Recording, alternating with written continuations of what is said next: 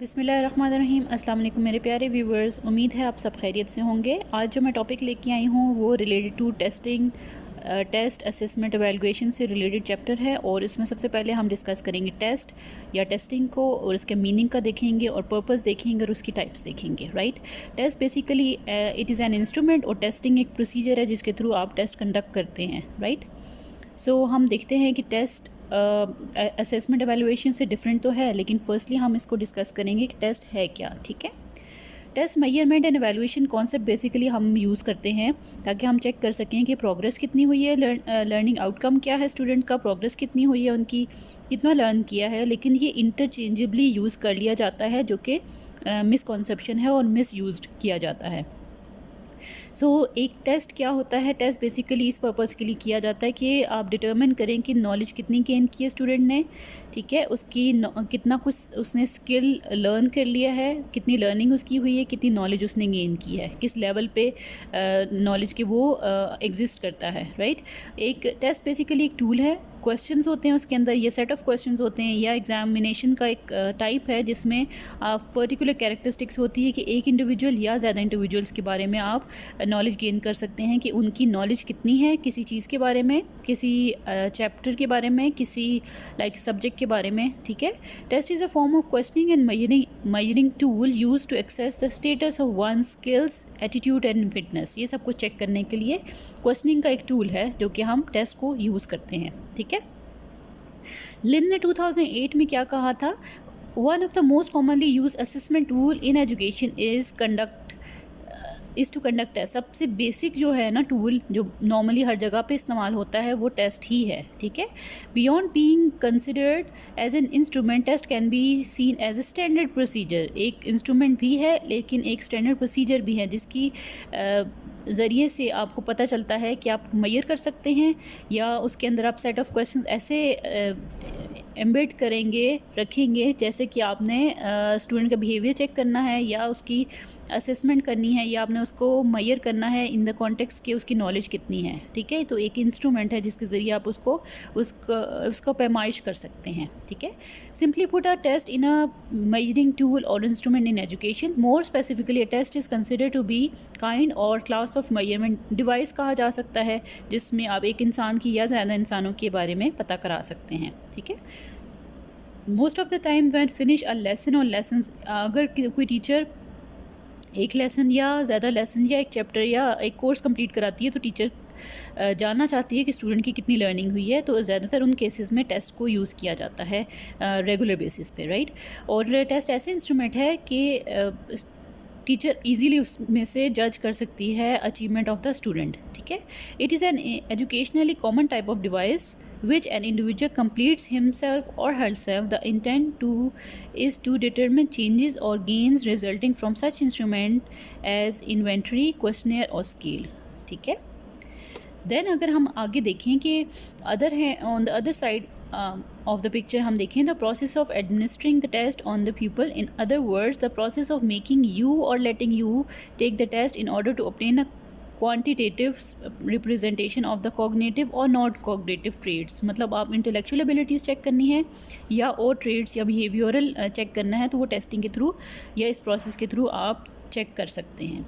तो जैसे कि मैंने आपको पहले बताया था कि टेस्ट एक इंस्ट्रूमेंट या टूल होता है और टेस्टिंग एक प्रोसीजर है जिसके थ्रू जिस प्रोसेस के थ्रू आप जो कंडक्ट करते हैं टेस्ट, और आपको उससे रिजल्ट्स के थ्रू पता चलता है कि क्वालिटीज़, एबिलिटीज़, स्किल्स या नॉलेज कितना है स्टूडेंट के अंदर, या specifically talking about the subject or specifically talking about the topic student को कितनी समझ आई है। ठीक है, टेस्ट एक ऐसा टूल है जो या एक ऐसी टेक्निक है या एक ऐसी मेथडोलॉजी है जो कि हेल्प करती है measure the student's knowledge or ability to complete a particular task. In this sense, testing can be considered as a form of assessment. Test should meet some basic requirements such as validity and reliability. अब जब test आप construct कर रहे हैं तो definitely test की validity या reliability बहुत ज़्यादा मैटर करती है कि टेस्ट जो आप एक्चुअली चेक करना चाह रहे हैं वही मेजर कर रहे हैं और कंसिस्टेंटली रिजल्ट्स सेम आ रहे हैं, तो डेफिनेटली रिलायबल और वैलिड टेस्ट होगा, तो वो आप स्टैंडर्डाइज टेस्ट उसको कह सकते हैं, राइट। सो उस पर्पज़ के लिए टेस्ट कंस्ट्रक्ट करते हुए बहुत केयरफुली कंस्ट्रक्शन करनी पड़ती है, तो आपको, ताकि वैलिडिटी एंड रिलायबिलिटी उसकी इंश्योर हो सके। और अगर वैलिड और रिलायबल होगा टेस्ट, तो ही आपके पास रिजल्ट्स वैलिड और रिलायबल आ सकेंगे। अगर टेस्ट वैलिड और रिलायबल नहीं है तो डेफिनेटली आपका टेस्ट ही ठीक नहीं बना हुआ और आपके रिजल्ट्स भी ठीक नहीं होंगे। सो आप उन रिजल्ट्स पर रिलाई नहीं कर सकते।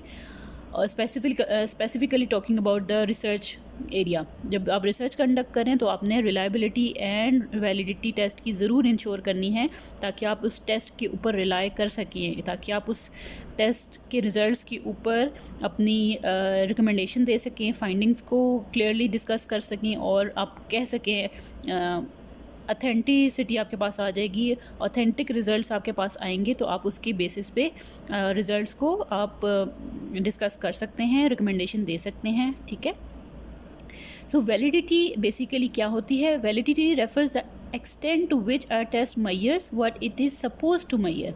मतलब जो चीज़ आपने चेक करनी है, क्या ये टेस्ट वही चीज़ें चेक कर रहा है? ये तो नहीं है कि आपने बेसिकली जर्नल IQ चेक कर रहे हैं आप, और एक्चुअली आपने चेक करना है कि स्टूडेंट का नॉलेज अबाउट बायोलॉजी या किसी सब्जेक्ट का स्पेसिफिकल नॉलेज आपने चेक करना है।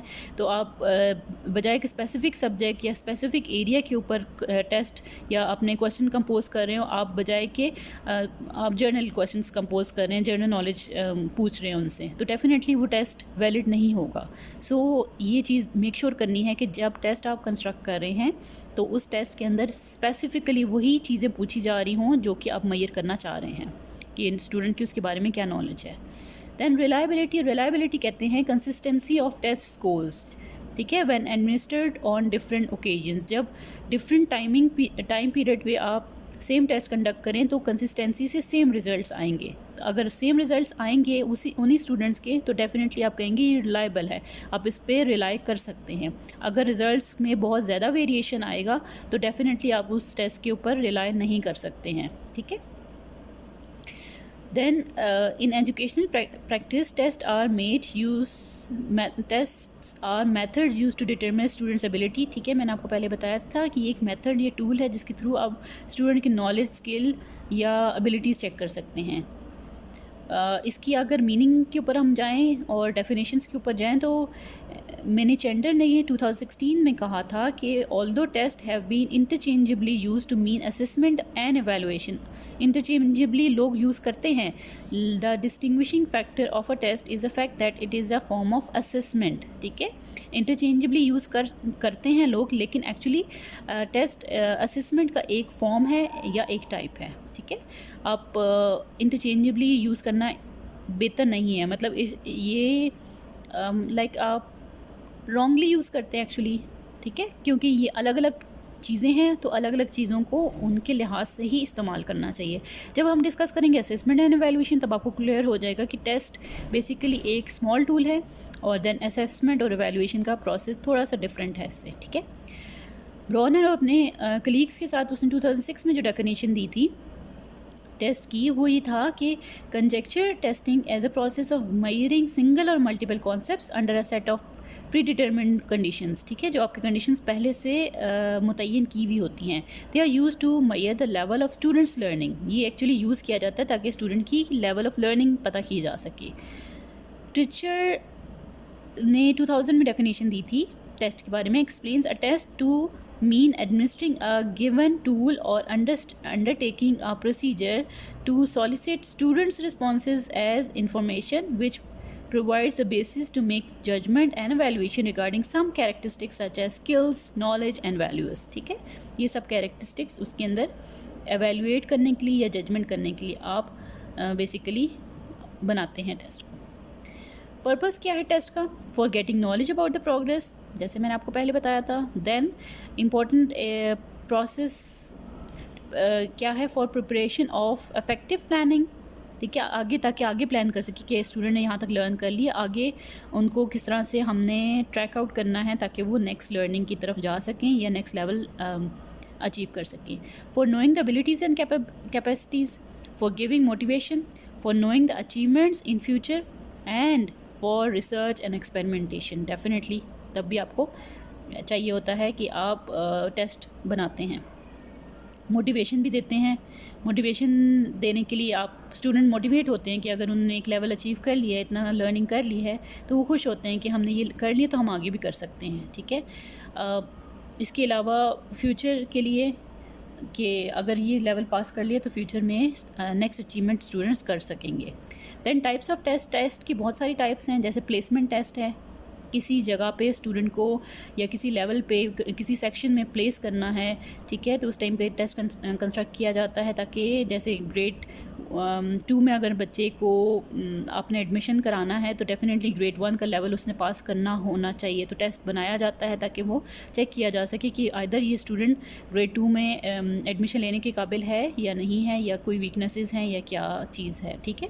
तो इस तरह से प्लेसमेंट टेस्ट किया जाता है। दैन डायग्नोस्टिक टेस्ट बेसिकली बहुत इंपॉर्टेंट है in the context of learners, because उसकी स्ट्रेंथ और वीकनेसेस आइडेंटिफाई होती हैं। Diagnostic as per its name, diagnose करता है ना, और टीचर्स को हेल्प आउट करता है बहुत ज़्यादा, ठीक है। प्रोफिशेंसी टेस्ट कहते हैं, they measure a learner's level of language proficiency. Language proficiency ही कॉमनली यूज़ होता है वर्ड, तो लैंग्वेज मतलब किस लेवल की लैंग्वेज अंडरस्टैंड करते हैं और बोल सकते हैं। तो जैसे आइल्स हो गया, टोफल हो गया, इस तरह के टेस्ट कंडक्ट किए जाते हैं ताकि पता चले कि स्टूडेंट का क्या कैलिबर है। Then achievement test, definitely achievement test as per its name, skills knowledge student की कितनी है और वो मेजर करने के लिए यूज़ किया जाता है after some kind of instruction. कुछ इंस्ट्रक्शन पहले से दी जाती हैं, उसके बाद लाइक क्लास में पढ़ाया जाता है, टॉपिक पढ़ाया जाता है, चैप्टर्स पढ़ाए जाते हैं, पूरी क्लास को लाइक एक पूरा ईयर एकेडमिक ईयर पास कराया जाता है। उसके बाद उसके अचीवमेंट टेस्ट लिया जाता है कि वाकई स्टूडेंट को ये चीज़ें समझ आई हैं या नहीं। दैन ऑब्जेक्टिव टेस्ट हो सकते हैं, सब्जेक्टिव हो सकते हैं, इंडिविजुअल टेस्ट हो सकते हैं, ग्रुप टेस्ट हो सकते हैं, स्टैंडर्डाइज्ड या अनस्टैंडर्डाइज्ड टेस्ट हो सकते हैं। ऑब्जेक्टिव टेस्ट, जैसे कि आपको पता है, ऑब्जेक्टिव टेस्ट पेपर पेंसिल से भी होते हैं, आजकल ऑनलाइन भी हो सकते हैं, जूम के थ्रू भी या किसी भी मीडिया के थ्रू हो सकते हैं। ये क्वांटिटेटिवली आप मेजर कर सकते हैं, इसमें आपने अपनी नॉलेज लाइक रिटन फॉर्म में नहीं देनी होती है, ठीक है। ये एमसीक्यूज़ के फॉर्म में हो सकता है और स्पेसिफिक रिस्पॉन्सेस चाहिए होते हैं स्टूडेंट के, और इसको आप इसी तरह से क्वान्टिफाई कर सकते हैं, ईजी है, लाइक राइट और रॉन्ग है, राइट, कोई चीज़ ठीक है या गलत है। इस तरह के जो टेस्ट होते हैं वो ऑब्जेक्टिव टेस्ट कहलाए जाते हैं, जिसमें स्टूडेंट ने अपनी नॉलेज लाइक क्वालिटेटिवली या सब्जेक्टिवली लिखनी नहीं होती है, ठीक है। दैन सब्जेक्टिव टेस्ट, ये भी आजकल ऑनलाइन भी हो सकते हैं, लेकिन पेपर पेंसिल का जो हमारा ट्रेडिशनल मेथड है उसके थ्रू भी हो सकते हैं। इसमें स्टूडेंट को फ्रीडम दिया जाता है कि वो क्वेश्चन के आंसर अपने वे में लिख सकता है, ऐसे टाइप होते हैं ये। और डाइवर्जेंट भी आप इसको कह सकते हैं, अपने लिहाज से स्टूडेंट आंसर देते हैं, ठीक है। फ्रीडम ऑफ वर्ड्स, कभी कभी लिमिटेशन होती है वर्ड्स के, लेकिन they are free to write what they want, ठीक है। Then individual test one student at a time होता है, ठीक है। ग्रुप की फॉर्म में जो होते हैं, one administered to a group of students, एक स्टूडेंट का ग्रुप होता है जिसको एट द सेम टाइम सबको सेम टेस्ट दिया जाता है। Then unstandardized test, unstandardized is one prepared by teacher for use in the classroom with no established norms for scoring and interpretation of results. इसमें teacher की अपनी मर्ज़ी होती है, स्टैंडर्डाइज नहीं होता, टीचर अपनी मर्ज़ी से प्रिपेयर करता है, क्लासरूम के अंदर कंडक्ट करता है और अपने लिहाज से स्कोरिंग या इंटरप्रिटेशन ऑफ रिज़ल्ट अपने मर्ज़ी से कर सकता है। दैन स्टैंडर्डाइज टेस्ट एक्सपर्टीज़ बनाते हैं, ठीक है, स्पेशलिस्ट बनाते हैं, और this type of test samples behaviour under uniform procedures. एक यूनिफॉर्म प्रोसीजर होता है, एक स्टैंडर्डाइज टेस्ट वो होता है जिसकी रिलायबिलिटी एंड वैलिडिटी इंश्योर पहले की जाती है, तभी वो स्टैंडर्डाइज टेस्ट कहलाया जाता है। जैसे GRE का टेस्ट होगा या GAT का होगा, ठीक है, इस तरह के जो टेस्ट होते हैं वो स्टैंडर्डाइज टेस्ट कहलाए जाते हैं, और उसमें वैलिडिटी रिलायबिलिटी पहले इंश्योर की जाती है, उसके बाद ये बनाते भी एक्सपर्ट्स हैं या स्पेशलिस्ट हैं अपने एरिया के, ठीक है। तो आई होप ये कॉन्सेप्ट क्लियर हो गया होगा। Thank you very much for your time. अपने प्यारों का बहुत सा ख्याल रखिएगा, मेरे चैनल को ज़रूर सब्सक्राइब करें, लाइक करें, अपने फ्रेंड्स के साथ शेयर करें, ठीक है। अपनी दुआ में याद रखें। ओके, टेक केयर, अल्लाह हाफ़िज़।